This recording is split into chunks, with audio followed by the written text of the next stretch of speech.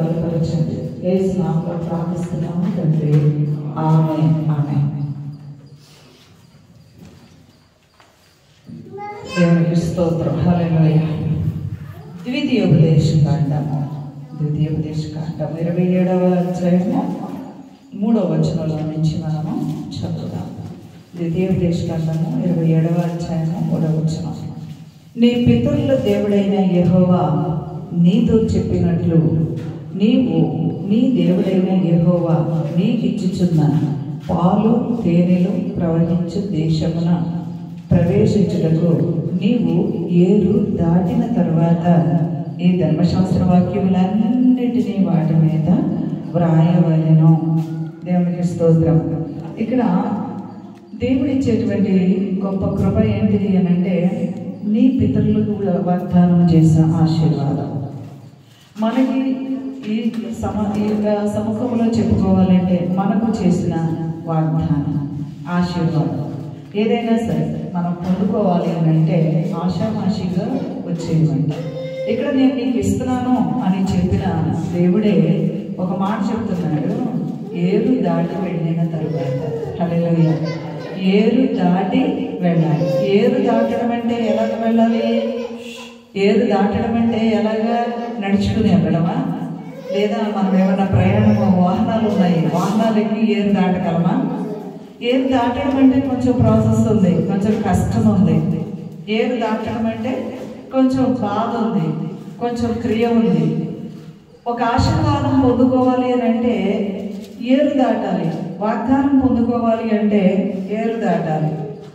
దేవుడిచ్చిన మాటను పొందుకోవాలంటే ఏరు దాటు అంటున్నారు. ఏరు దాటి అవతల సైడ్ అంటున్నారు. ఈ ఏరు దాటడం అంటే ఏంటి అని అంటే, మనము దేవుడి దగ్గర నుంచి ఒకటి పొందుకోవాలని అంటే కొన్ని ఆటంకాలు వస్తూ ఉంటాయి, అభ్యంతరాలు వస్తూ ఉంటాయి, అపనమ్మకాలు వస్తూ ఉంటాయి, అవిశ్వాసాలు వస్తూ ఉంటాయి. ఒక టైంలో అసలు ప్రార్థన కూడా చెయ్యాలి అనిపించడం. ఇటువంటి పరిస్థితులు అడ్డుపడుతూ ఉంటాయి. మరి దేవుడు వాగ్దానం ఎలా నెరవేర్చబడుతుంది అంటే, దేవుడు ఏమంటున్నారు? ఆ ఏరు దాటిరా. హల్లెలూయా. వాటిని దాటి రా, అప్పుడు నేను నీకు ఏ వాగ్దానం అయితే ఇచ్చానో ఆ వాగ్దానాన్ని నెరవేరుస్తాను అంటున్నారు. అదే మాదిరిగా ఈ ధర్మశాస్త్ర వాక్యములు ఏరు దాటిన తర్వాత ఇంకొకటి ఉంది. అది ఏంటిది అని అంటే, దేవుని యొక్క వాక్యం నీలో నెరవేర్చబడాలి. ముందు విశ్వాసం నీలో స్టాండర్డ్ అయి ఉండాలా. అది కష్టాలు వస్తుంది, విశ్వాసానికి ఆటంకాలు వస్తాయి, విశ్వాసానికి టెస్టింగ్, విశ్వాసానికి పరీక్ష. ఆ పరీక్షలని నువ్వు దాటి రావాలి. దాటి వచ్చిన తర్వాత అప్పుడు వాక్యం నీలో ఫలితం రావడం ప్రారంభిస్తుంది. వాక్యం నీలో ప్రారంభమవుతుంది ఆ యొక్క దేవుడి వాగ్దానం నెరవేర్చడానికి. ఆ యొక్క వాక్యం కూడా దేవుడు మన జీవితాల్లో నెరవేర్చడానికి చూస్తూ ఉంటున్నప్పుడు మరొకడు ఆటంకం అవుతూ ఉంటాడు. ఏంటిది అంటే, ఈ వాక్యం నీలో నెరవేర్చకుండా ఉండడానికి. ఈ వాక్యం గురించినటువంటి ఆలోచన, అవగాహన లేదు అని అంటే, అర్థం చేసుకోలేనటువంటి రీతిలో నీ మైండ్ని చెడగొట్టడానికి, గలిబిలి చేయడానికి, అన్ని విధాలుగా కూడా నిన్ను ఆత్మీయతలో తక్కువ చేయడానికి నానా రకాలైన ప్రయత్నం చేసేటువంటి వాడి లోపల తిరుగుతూ ఉంటున్నాడు. అది కూడా ప్రభు చెప్పారు, వాక్యము, దేవుని యొక్క ధర్మశాస్త్ర వాక్యాలన్నిటినీ మీద హృదయం అనేటువంటి పలక మీద రాసుకోవాలి. హల్లెలూయా. మన యొక్క మాట, దేవుని మాట ఎక్కడ ఉంటే ఫలిస్తుంది అంటే మన హృదయంలో ఉంటే ఫలిస్తుంది. అందుకే యోహాను సువార్తలో ఒక మాట చెప్పారు, నా యందు మీరు, మీ యందు నా మాటలు ఉంటే అప్పుడు మీరు అడగండి నేను ఇస్తాను అంటున్నారు. హల్లెలూయా. ఇస్తానంటున్నాడు దేవుడు, కానీ ఉచితంగా ఎవరికి ఇవ్వరు. ఆయన ఉచితంగానే ఇస్తాడు, కానీ టెస్ట్ అనేది పెడతారు. అది ఎవరైతే నిలుపుకోగలరో వారికి తప్పకుండా తెచ్చి అక్కడ పెడతారు అంతే. హల్లెలూయా. అటువంటి వారి విషయంలో దేవుడు ఏమంటున్నారు తెలుసా? 127వ దావీదు గీతంలో మాట్లాడతారు, తన ప్రియులు నిద్రించుచుండగా. హల్లెలూయా. తన ప్రియులు నిద్రించుచుండగా యెహోవా తెచ్చి వారికి ఇస్తారంట. మనకు తెలియదు అసలు ఎలాగిస్తారు, మనకు తెలియదు. దేవుడు ఇస్తారు అంతే. ఆయన ఇచ్చే దేవుడు.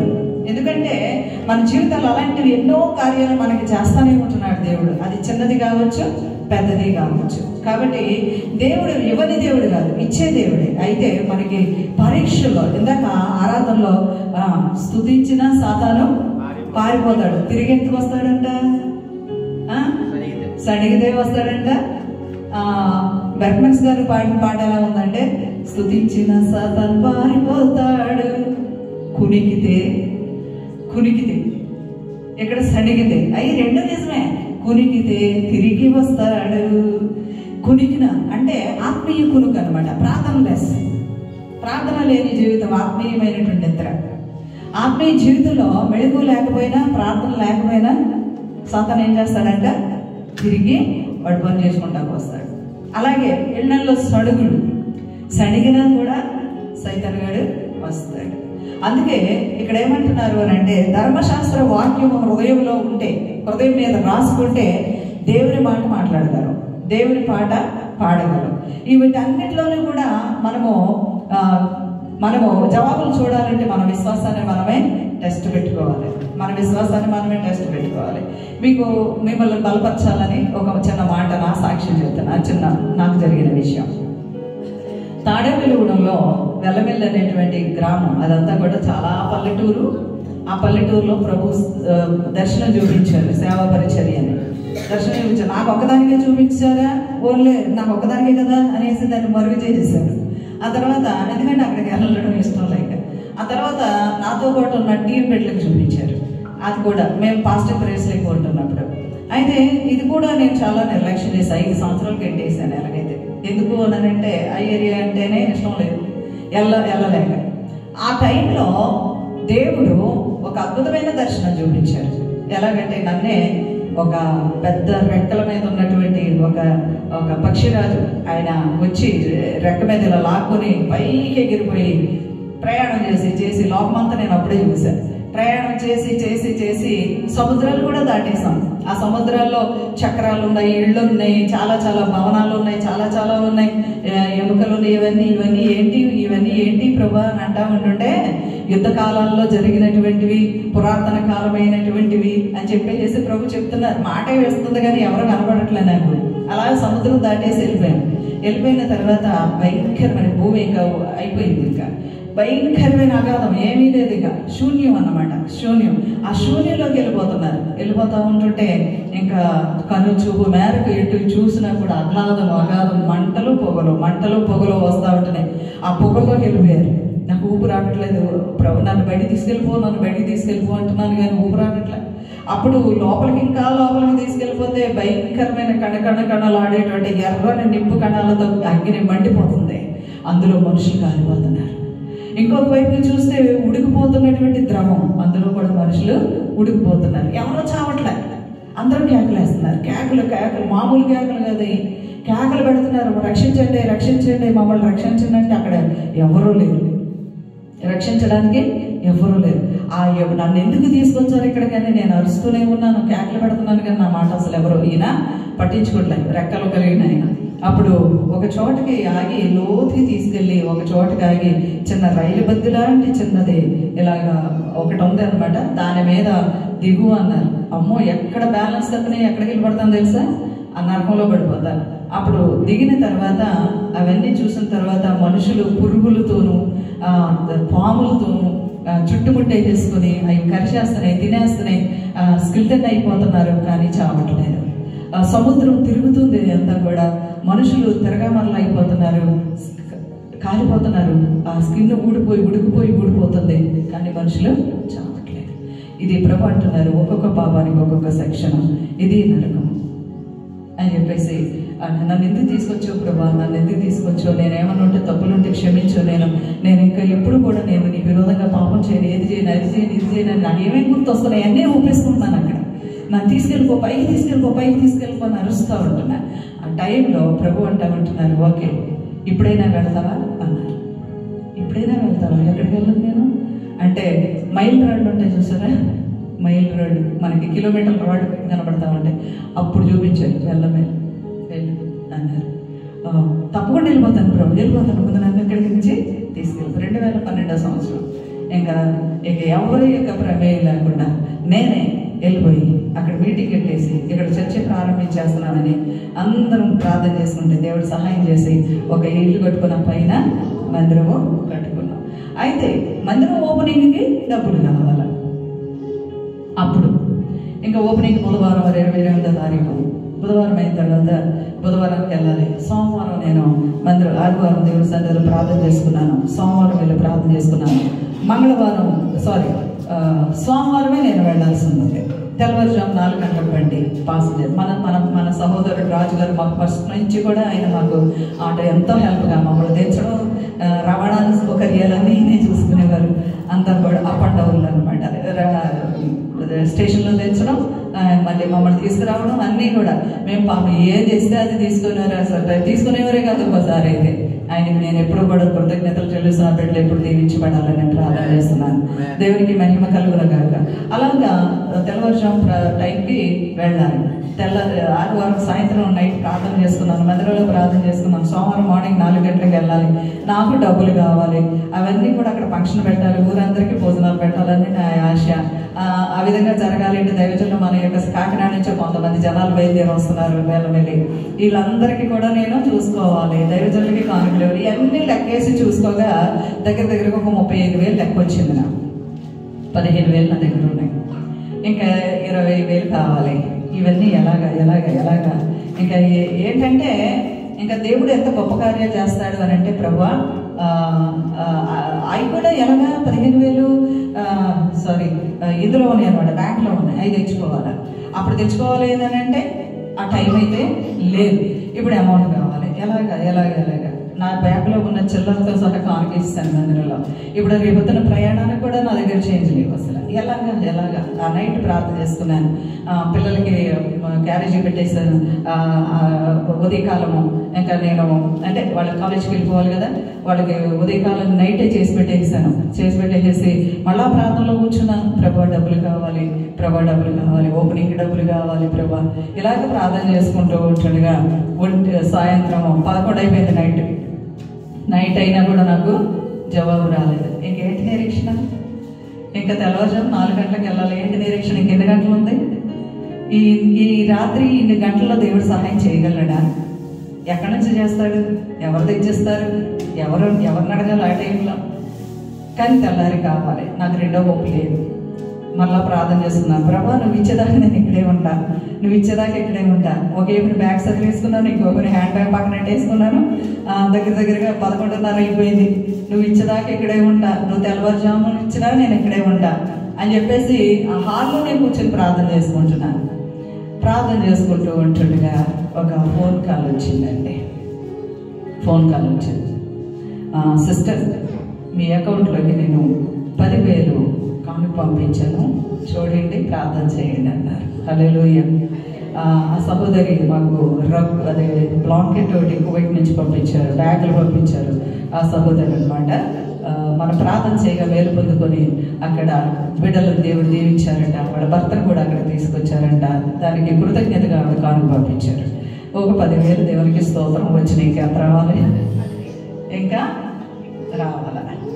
మళ్ళీ ప్రార్థన చేస్తున్నాను. ప్రభా పొద్దున్న నుంచి ప్రార్థన చేస్తుంటే 10,000 ఇచ్చావు, ఇంకా 2 గంటలు ఉంది టైం.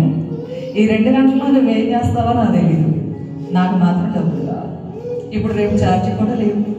నేను బ్యాగ్ పట్టుకుని వెళ్ళిపోనా? అక్కడ టీసీ అన్న పట్టుకుంటే అప్పుడు నేనే కదా సిగ్గుపడాలి. ప్రభా నీ బిడ్డలు సిగ్గుపరుస్తావా?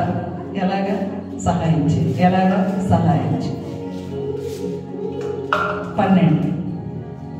12కి క్లోజ్ చేసేస్తారు. అపార్ట్మెంట్లో తాళాలు చేస్తారు వాచ్మెన్. ఎవరు వచ్చినా తీరు. 12:15కి ఒకరు మా ఇంటికి వచ్చి డోర్ కొడుతున్నారు. ఈ టైంలో ఎవరు వచ్చారో చెప్పేసి డోర్ తీస్తే మన చర్చిలో ఒక భార్య భర్తలు ఇద్దరు వచ్చారు. నేను అనుకుంటున్నాను వీళ్ళు ఇప్పుడు కమ్ముడుకుని నా దగ్గరికి వచ్చారు, ప్రార్థన అంతా చెడగొడతారేమో. ఏమైంది, ఏంటి నీ ప్రాబ్లం ఏంటి? భక్తులు మాట్లాడే తప్ప, కార్యం మాట్లాడే తప్ప, అదా ఇదా అనేసి ప్రార్థన చేస్తాను. నేను ప్రేయర్లో ఉండాలండి. సిస్టర్ గారండి నా మాట ఒకసారి అంటారు. ఏంటమ్మా? ఎందుకనండి పడుకుంటే మీరే గుర్తుకొస్తున్నారు. ఏమోనండి ప్రభు డబ్బులు ఎట్టుకెళ్ళమన్నారండి. ప్రేయర్ ఎప్పుడు వచ్చిందండి. రేపు మార్నింగ్ మీరు వెళ్ళిపోతాను, మళ్ళీ మేము కలవలేం కదండి. అందుకనేసి ఏదేమైనప్పటికీ కూడా ఈవిడ్ని లేపి వెళ్దామంటే వెళ్దాం అనుకుని ఏదైతే అనుకుంటారులే సిస్టర్ గారు, తిట్టుకుంటారులే, వెళ్దాం అప్పుడే అని చెప్పేసి దేవుడికి నేను అనుకున్నది ఇవ్వాలనుకున్నాను. ఇదిగో ఈ యొక్క అమౌంట్ మీరు తీసుకోండి అని ఆ 10,000 కట్ట చేతిలో పెట్టారు. హల్లెలూయా. ఇప్పుడు చదవండి. తన ప్రియులు నిద్రించుచుండగా యెహోవా ఏం చేస్తాడంట? తెచ్చి ఇస్తాడు, తెచ్చిస్తాడు అంతే. ఆయన చేసే దేవుడు ఒకటి మనం పూర్తిగా, అందుకే అంటారు ప్రభు ఆఖరి క్షణంలోనైనా నీకు అంత హోప్ ఉండాలన్నమాట, విశ్వాసం ఉండాలి. ఇంకొకటి ఏంటి, నువ్వు చేసిన ఇష్టమే, నువ్వు చేయమని ఇష్టమే ప్రభు, నేనైతే అవ్వగలను. హల్లెలూయా. చేయక ఏం చేస్తాడు దేవుడు? చేయక ఏం చేస్తాడు? చేస్తాడు. నువ్వు చేసినా నువ్వు చేయకపోయినా నువ్వే ఇష్టం, నాకు నువ్వు కావాలి, నాకు ప్రభా నువ్వు ఇస్తావు, కానీ నువ్వు ఎందుకు ఇవ్వలేదో నాకు తెలియదు, మా మేలు కోరే దేవుడు నువ్వే అని ఆయనే కనపరిచామనుకోండి, మనల్ని దేవుడు ఎప్పుడు కూడా విడిచిపెట్టాడు, సిగ్గుపరచుడు. హల్లెలూయా. సిగ్గుపరచుడు. ఈ మాట నేను ఎందుకు చెప్తున్నానంటే, ఆయన్ని ప్రేమించే పిల్లలంటే ఆయనకి చాలా ఇష్టం. హల్లెలూయా. ఆయన కావాలని కోరుకునే పిల్లలంటే ఆయనకి చాలా ఇష్టం. ఆయన అంటే ప్రాణం ఇచ్చేయడానికైనా సిద్ధంగా ఉన్నాను అనేటువంటి హృదయం ఏదైనా చూశారు అంటే ఇంకా ఆయన ఇప్పటికీ కూడా విడిచిపెట్టాడు, హత్తుకొని ఉంటాడు. నేను అందుకే అంటాను, ఒక మాట మనం చూస్తే యెషయా గ్రంథం 46వ అధ్యాయం 4వ వచనంలో ఒక మాట ఉంటుంది. యెషయా గ్రంథం 46వ అధ్యాయము 4వ వచనంలో ఒక మాట మనం చదివినట్లయితే, ముదిమి వచ్చు వరకు నిన్ను ఎత్తుకొని వాడను నేనే అంటున్నారు. ఎవరిని ఎత్తుకుంటాడు? ముదిమి వచ్చేవారు. ముదిమి అంటే ఎప్పుడు? ఈ వాగ్దానం దేవుడు నాకు ఎప్పుడో ఇచ్చాడు, చాలా కాలం క్రిందట ఇచ్చారు. అయితే 2019లోనూ ఫస్ట్ కరోనా వచ్చింది కదా, అప్పుడు నాకు వచ్చింది. డాక్టర్ గారు ఏమో చచ్చిపోతాం అన్నారు. ఎంత 4 ఇంకా చివరి స్టేజ్ అన్నమాట. ఇంకా ఏం పర్వాలేదు, తీసుకెళ్ళిపోవచ్చు, మెడిసిన్ కూడా అవసరం లేదు అన్నారు. తీసుకొచ్చేసారు, ఒక గదిలో పడేస్తారు.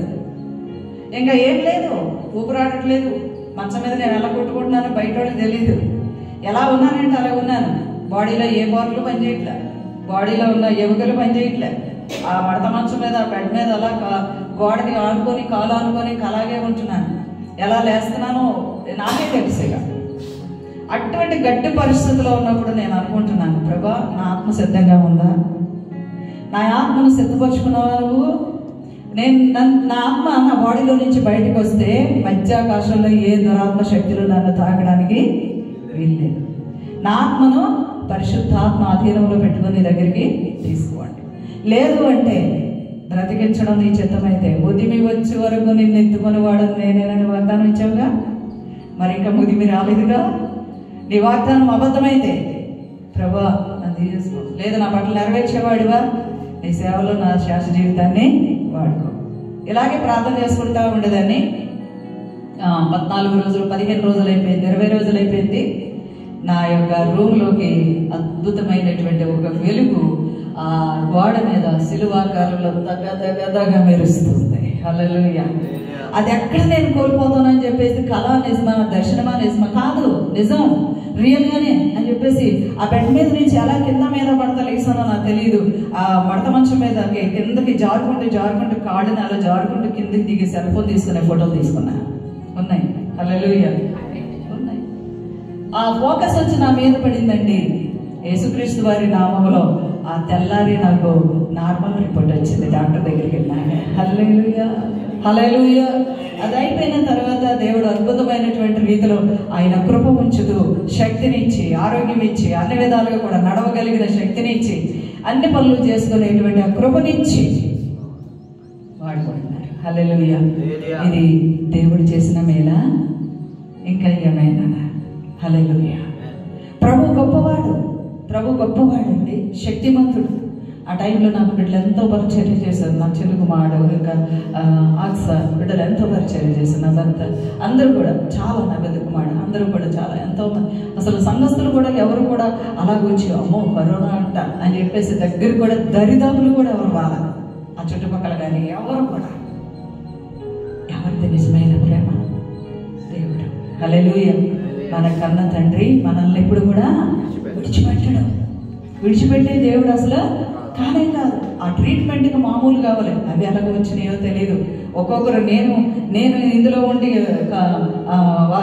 ఈ యొక్క రూమ్లో ఉండి జబ్బుతో బాధపడుతూ అనేక మంది బిడ్డలు కరోనా అమ్మ అందరం కుటుంబం అంతా హాస్పిటల్లో ఉన్నామమ్మా అని ప్రార్థన చేయించుకోవడానికి ఫోన్లు చేస్తుంటే నేను బాగున్నట్టుగా ప్రార్థన చేసేదాన్ని. హల్లెలూయా.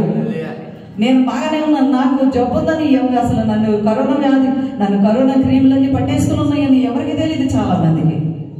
కానీ ఆ రూమ్లోనే ఉండి అనేకులకి ప్రార్థన చేశాను. దేవుని యొక్క కృప ద్వారా ఆ బిడ్డలందరూ కూడా కుటుంబాలు బాగుపడి స్వస్థత పొందుకొని వాళ్ళ అమౌంట్లు పంపిస్తే నాకు ట్రీట్మెంట్ జరిగింది. హల్లెలూయా చెప్తామా? ఇది ఎవరు చేసిన మేలని అనుకోవాలి. అందుకే ప్రభు అంటారు, నిన్ను కాపాడువాడు కునుకడు నిద్రపోడు. నేను పూర్తిగా ప్రభుని ఎందుకు నమ్ముతానంటే దేవుడు నాకు అర్ధగంట సేపు ప్రభు నాతో మాట్లాడారు. నేను మామూలు దాన్ని కాదు. అర్ధగంట సేపు దేవుడు మాట్లాడితే పరిపూర్ణంగా లోబడిన దాన్ని, నేను ఆయన స్వరం వినిన దాన్ని, ఆయన స్వరమెత్తి సేవకు పిలుచుకుంటేనే వచ్చిన దాన్ని తప్ప నాకు అసలు ఏమీ కూడా తెలియదు. నాకు అసలు ఏం తెలియదు. నలుగురితోటి మాట్లాడాలి అని అంటే కొంచెం భయపడతా ఉండేదాన్ని. లేదు అని అంటే ఏమన్నా తేడా వస్తే ఆయన చాలా గట్టిగా మాట్లాడేది, గొడవ చేస్తూ ఉండేదాన్ని. చాలా దేవుడు నేర్పించారు. ఆయన నామం ఎంతో శక్తి కలిగిన నామం. ఆ నామములో నా ప్రభావాన్ని అనుభవిస్తూనే వెళ్ళాలి. అందుకనే ప్రభు అంటూ ఉంటారు, అన్ని విషయాల్లో కూడా నీవు నాతో ప్రయాణం చేయి. కొన్ని ప్రత్యేకమైనటువంటి అనుభవాలు ఇస్తాడు దేవుడు. ఎక్కువ ఎప్పుడు ఇస్తాడో తెలుసా అండి? కష్టాల్లో ఉన్నప్పుడు ఇస్తాడు. ఎక్కువగా దేవుడు ఎప్పుడు మాట్లాడతాడో తెలుసా అండి? శ్రమల్లో ఉన్నప్పుడు మాట్లాడతాడు.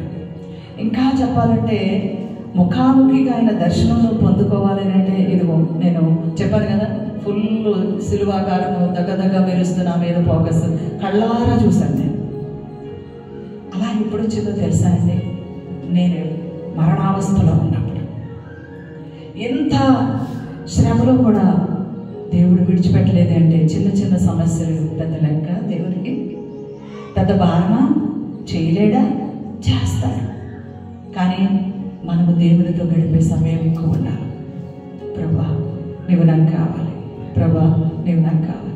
అదే ఏరు దాటం. హల్లెలూయా. ఏరు దాటాలి అంటున్నాడు దేవుడు. ఏరు దాటిన తర్వాత ఏం చేయాలి? దేవుని యొక్క వాక్యము నీలో పనిచేయాలి. ఆ వాక్యాన్ని నువ్వు ఆలోచించాలి. ఆ వాక్యాన్ని నువ్వు నీ హృదయంలోకి చేర్చుకోవాలి. అప్పుడేం జరుగుతుందో తెలుసా? అదే పై వచనం మనం చూద్దాం. 9వ వచనం, ద్వితీయోపదేశ కాండము 26వ అధ్యాయము చివరి 19వ వచనం.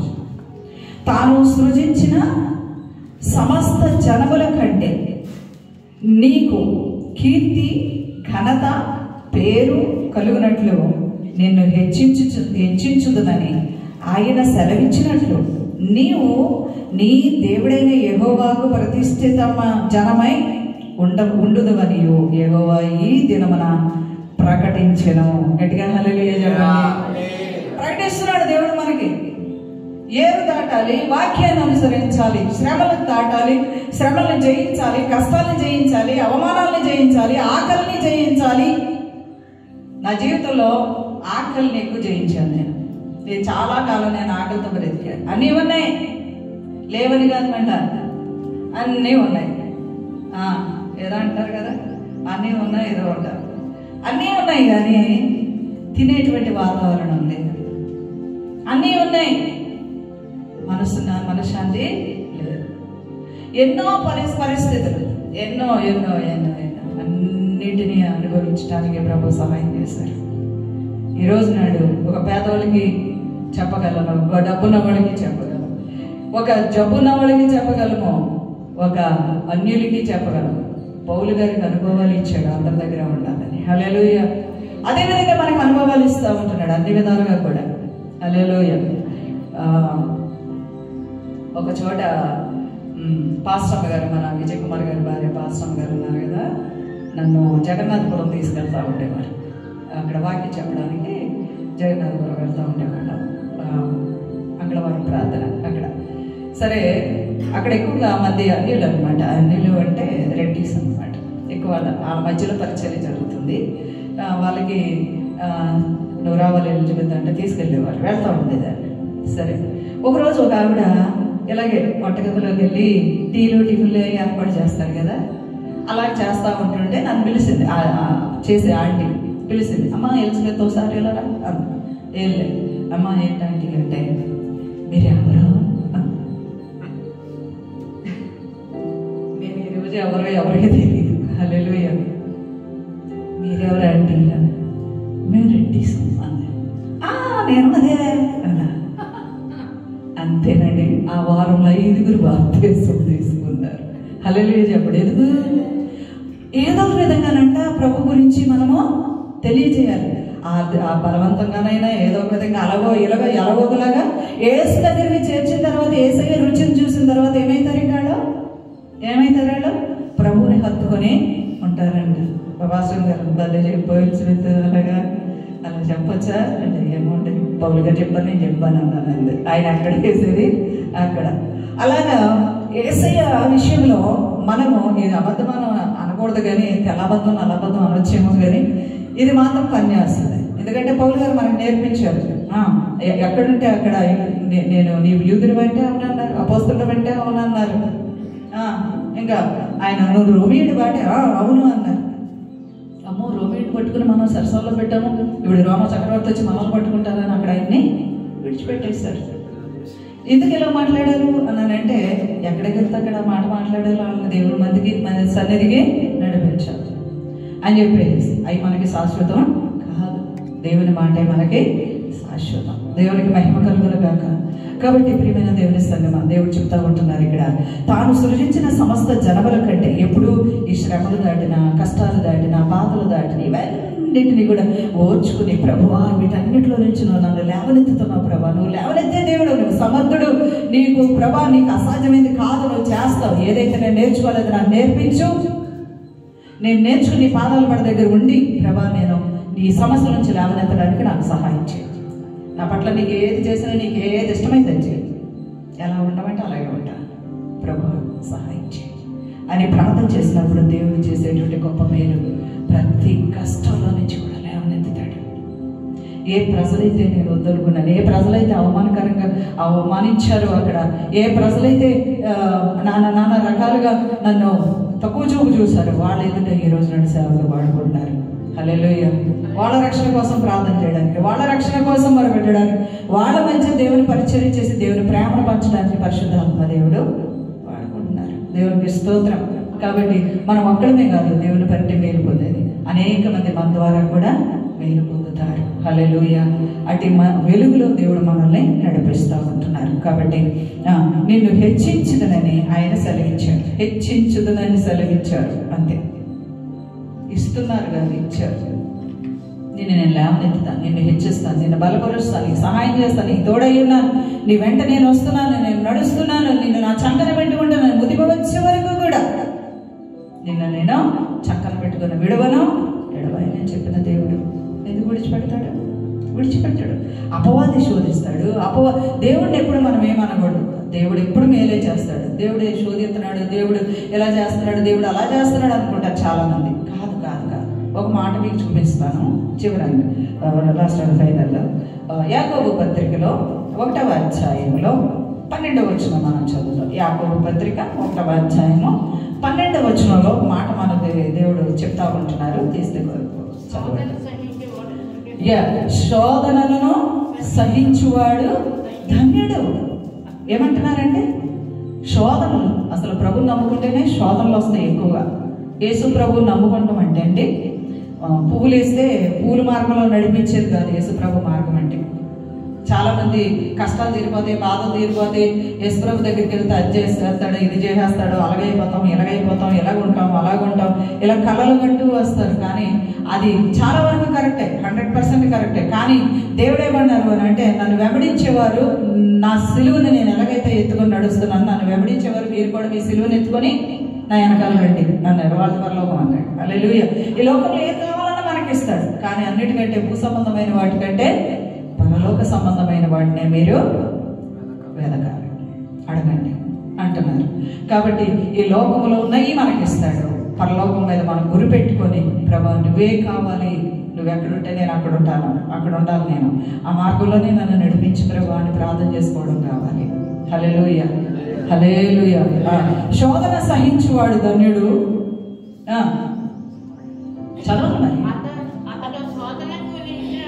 అతడు శోధనకు నిలిచిన వాడే ప్రభువు తనను ప్రేమించు వారికి వాగ్దానము చేసిన ఏం పొందుకుంటారండి? జీవ కిరీటం. శోధనలు జయించి దేవుడిచ్చిన వాగ్దానం ప్రకారంగా నడిస్తే అప్పుడు పరలోక రాజ్యం.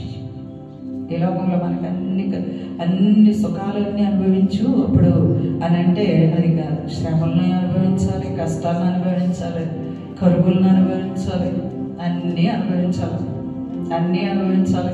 అనుభవించేటప్పుడు మళ్ళీ తిరిగి మాట్లాడాలా? మళ్ళీ మాట్లాడకూడదు. అదో తప్పు. దేవుడికి ఎదురు తిరిగేది మాట్లాడకూడదు. మళ్ళీ వచ్చేది కోపం, వచ్చేది పరిశుద్ధాత్మ డౌన్ ఆగు తగ్గు అంటాడు. ఇది మనకు నేర్పిస్తూ ఉంటాడు. హల్లెలూయా, నేర్పిస్తూ ఉంటాడు. ఆ విధంగా దేవుడు మనల్ని నడిపిస్తూ ఉంటున్నారు. తర్వాత చదువమ్మా. మూసేశారు. ఎవరిని ఆయన శోధించడం. ఒకవేళ శోధించబడుతున్నారు అని అంటే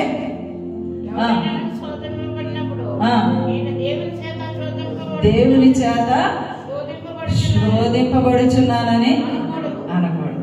హల్లెలూయా. ఎవరు కూడా అలాగా మాట్లాడకూడదు. దేవుడి చేత శోధించబడు. దేవుడు శోధిస్తున్నాడు, దేవుడు కష్టాలు పెట్టాడు, దేవుడు పెట్టడం. ఏమైనా కష్టాలు వచ్చినాయి అంటే ఒక్కొక్క సమయంలో సైతాన్ గాడు తెస్తాడు, ఒక సమయంలో మన బుద్ధిహీనతను బట్టి వస్తుంటాం. అది మనం గమనించుకోవాలి. మన యొక్క 6 సెన్స్ అంటారు కదా.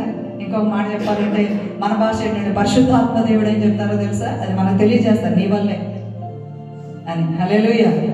నీ వల్లే, నేను వాటిని బట్టే లేదా నువ్వు చేసిన పనిని బట్టి నువ్వు శోధించబడుతున్నావు అంటారు. ఇంకో చెప్పాలి అని అంటే అది నీ వల్ల కాదు, సైతాన్ గాడు నిన్ను బాగా వెంటాడుతున్నాడు, చూసుకో, జాగ్రత్తగా ఉండు, ఎక్కడంటే అక్కడ బాణాలు వేయడానికి చూస్తున్నాడు, నేను కొనగదీయడానికి చూస్తున్నాడు, మెళుకుగా ఉండి ప్రార్థన చేయి అంటాడు పరిశుద్ధాత్మ దేవుడు. ఏది అనేది ఆయన తెలియజేస్తాడు. హల్లెలూయా. తెలియజేసినప్పుడు దానికి మనం ఏం చేయాలా? లోబడి ప్రార్థన చేసుకోవాలి. హల్లెలూయా. అన్నిటికీ పరిష్కారం ప్రార్థనేనండి. హల్లెలూయా. ప్రార్థన ఏదైతే మన హృదయంలో ఉందో ఆయన సన్నిధిలో చేస్తున్నామో అన్ని కూడా దేవుడు మనకు విజయాలు ఇస్తూ నడిపిస్తాడు. అట్టి కృపలో మనందరికీ కూడా పరిశుద్ధాత్మ దేవుడు సహాయం చేసి నడిపించును గాక. ఆమేన్. ప్రార్థన చేసుకుందాము. చివరి ప్రార్థన.